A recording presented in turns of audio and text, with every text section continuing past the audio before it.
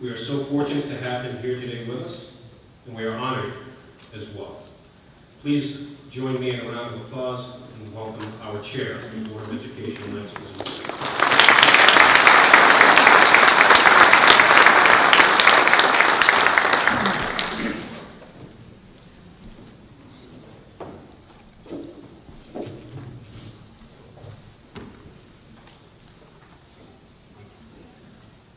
Good morning and aloha, everybody. I'm glad I was reminded about the fact that there's 2 football games tonight today, and I hope you pay attention while I'm speaking today. I also take this opportunity to thank my wife, Ayumi, for being here with me and providing me moral support. She woke up early today as I was writing my speech and fed me breakfast, and again, she's going to be working out a few minutes after I speak, so thank you for allowing me to do this. I also want to thank Darryl Galera for offering me the opportunity to speak to you this morning. The Education Institute of Hawaii and the Hawaii Center for Instructional Leadership for putting together this conference, and the Mamoru and Aiko Takitani Foundation for its sponsorship. Let me begin by reminding us of Governor Ige's vision for public education, which calls for empowering our public schools, focusing on 21st century skills and learning, and ensuring schools provide a healthy and safe learning environment.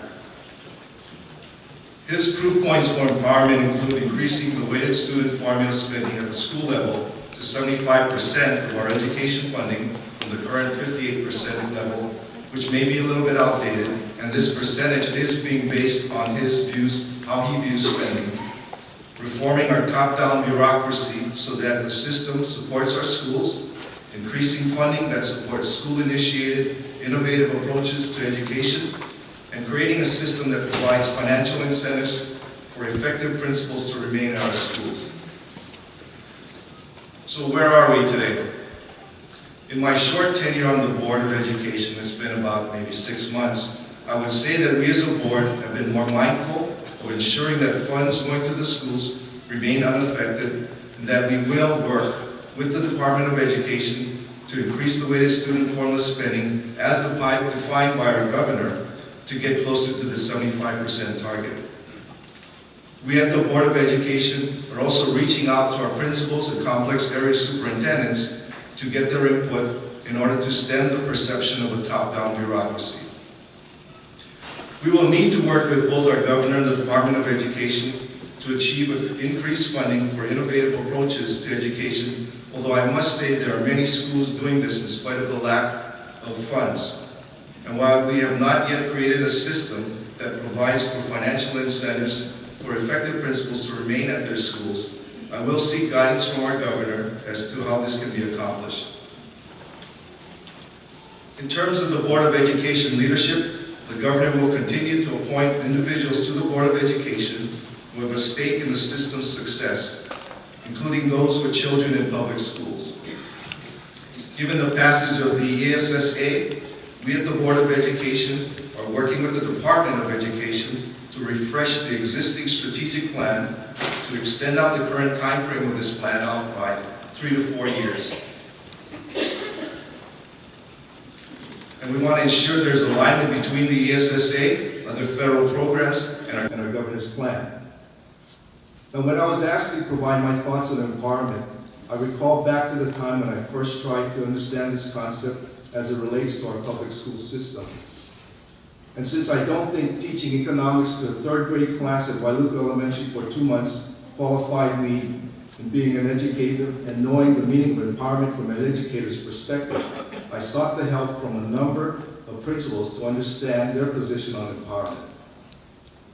Through a series of discussions, there emerged a theme or pattern that a component of empowerment has to include the ability to make decisions with respect to curriculum and instructional materials.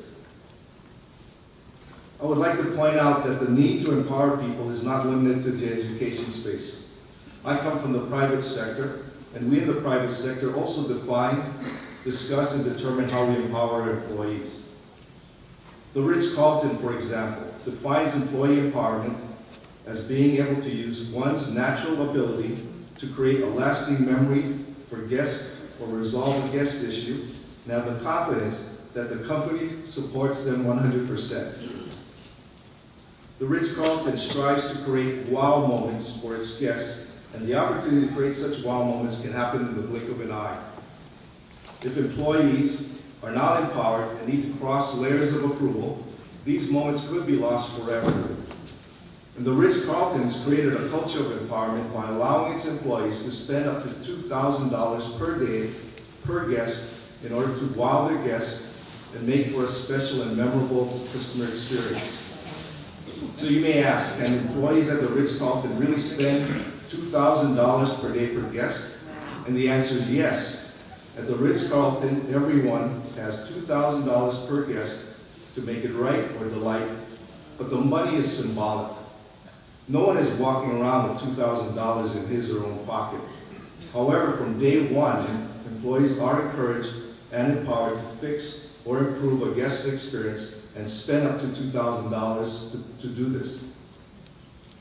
Many companies are fearful of employee empowerment. They ask, what if employees abuse the system? What if employees make bad decisions? Well, employee empowerment is one area where you have to be crystal clear. It's not enough to say to your employees, people, I'm all for empowerment, let's just do it. You need written empowerment guidelines. There are no gray areas, and you have to train because there are some people that simply don't want to take the responsibility. At the company I help run, a customer called one of our employees asking to resolve a problem, and our employee had this customer put on hold, going to the manager and asking what to do. This manager encouraged him to stop putting the customer on hold and handle the situation while talking to the customer. And that's our example of how we want to empower our employees. And even with training and clear guidelines, it's possible there will be a misstep. And if an employee doesn't follow your empowerment guidelines, you need to be careful of how to confront the issue. A significant benefit of employee empowerment is that it instills a feeling of trust with staff, and you don't want to erode that trust. So it's a matter of your verbiage. It's a matter of saying, lads, your heart was in the right place on this, but if the situation happened again, is there a better way you could have handled it? And let's brainstorm some options. So when you empower employees, you're telling them, we select the best talent, you're adults, we trust you. You don't have to run to the manager to help a client. The results of empowerment can be amazing, and your team will not only be able to resolve issues immediately on their own, but will also be able to achieve better performance. Our company believes that if you want the best of the best, you've got to offer an exceptional workplace. You've got to value the people you choose and let them know that at every opportunity. You've got to empower them and provide opportunities for growth. You've got to be fair, and you've got to build a culture that helps them thrive, that makes them eager to go to work every day. Our company is striving to empower employees to make decisions when it comes to delivering a memorable customer experience. If you are to be an effective leader, you have to give people the room to do what they need to do their job. But there's also a need to hold people accountable. And the concept of accountability must go hand in hand with empowerment. I'd like to take this time to recognize Catherine Payne, one of our conference speakers today, for her recent letter in the Honolulu Star Advertiser, which in my mind set the stage for today's conference. And in her letter, Catherine spoke out about schools being increasingly and predictably restructured around non-diagnostic, standardized testing schedules, and that life in the schools now revolve around the next test. Catherine also spoke about principals spending countless days in training sessions, learning little more than how to comply with the new dictates, and that what is most frightening is a top-down management culture that has resulted in disempowering school-level professionals. Now, this is not to say that progress has not been made to reduce the top-down or command and control culture, but there is much work to be done to create a climate of empowerment. There is reason to hope for more progress to be made, and as the First Lady mentioned earlier, Congress just passed legislation affecting our nation's public schools, and especially the federal government's control over public education at the state and district levels. and within the 1,059 pages of this act, and this act must be huge, it talks about empowering states to develop their own strong systems for school improvement. And this is a significant recognition by our federal government that it had reinforced a top-down management culture and that schools do need to be empowered. As such, we indeed have a great opportunity to bring a sense of empowerment to our schools. As Catherine pointed out, it is an opportunity to shift our mindset from the feds are making us do it to what can we do that will be most meaningful for our students. So now is the time to recognize that educational leadership is not power over schools and students, but rather it is giving power to those in schools to make decisions that work best for the students in each unique school.